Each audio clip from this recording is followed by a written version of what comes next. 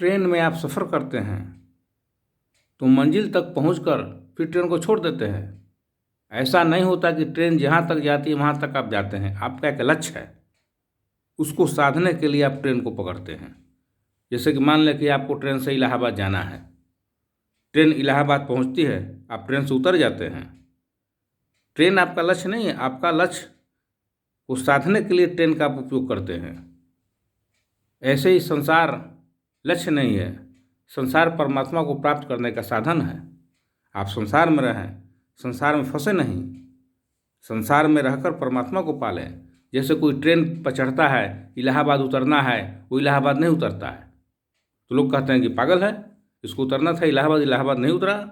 उसी तरह संसार में आकर यदि आपने परमात्मा को नहीं प्राप्त किया तो संत लोग कहते हैं कि यह तो पागल है। संसार में आया था किस लिए और कर रहा है क्या काम?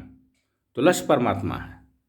लक्ष्य आपका जैसे इलाहाबाद है तो इलाहाबाद आने के बाद आप उतर जाते हैं, आगे नहीं बढ़ते हैं, क्योंकि ट्रेन को आपने साधन समझा इलाहाबाद तक पहुंचने का या दिल्ली पहुंचने का या कोई भी स्टेशन हो। उसी तरह यह संसार लक्ष्य नहीं है, यह साधन है परमात्मा को प्राप्त करने का। आप संसार में रहें, उसमें फंसे नहीं, परमात्मा को पालें तो जीवन सफल है। जैसे आप रात भर के लिए किसी सराय में ठहरते हैं, फिर सुबह होकर चल देते हैं। सराय आपका लक्ष्य नहीं है, लक्ष्य तो कहीं और है जो जहाँ आपको जाना है। सराय का आपने उपयोग किया रात भर के लिए कि रात भर मैं कहाँ जाऊँ।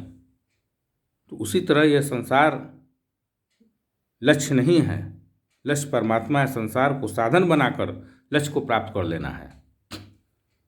ट्रेन को साधन बनाना है, संसार को साधन बनाना है। जैसे कोई किसी लड़की से प्रेम करता है तो हमेशा उसी के ध्यान में खोया रहता है।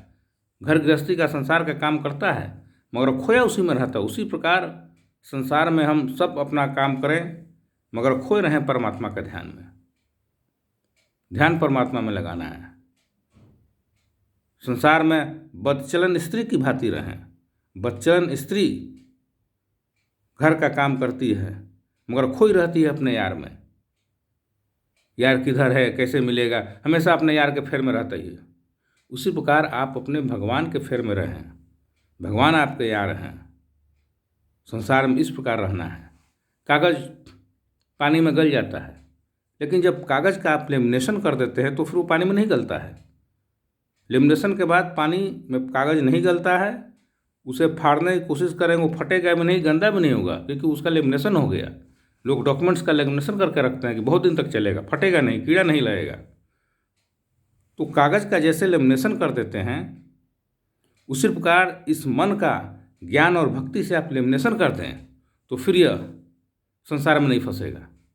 जिससे कागज़ पानी में नहीं घुलेगा, फिर यह मन संसार में नहीं फंसेगा। जो लक्ष्य है उस लक्ष्य पर चल पड़ेगा। तो मन का ज्ञान और भक्ति से आप लेमिनेशन कर दें, फिर मन नहीं फंसेगा, संसार में रहेगा मगर ध्यान हमेशा इस मन का परमात्मा में लगा रहेगा। तो आप ज्ञान और भक्ति से इस मन का लेमिनेशन कर दें, संसार का काम करें मगर ध्यान परमात्मा में लगा रहे। एक हाथ से संसार का काम करें और दूसरे हाथ से भगवान का चरण पकड़े रहें।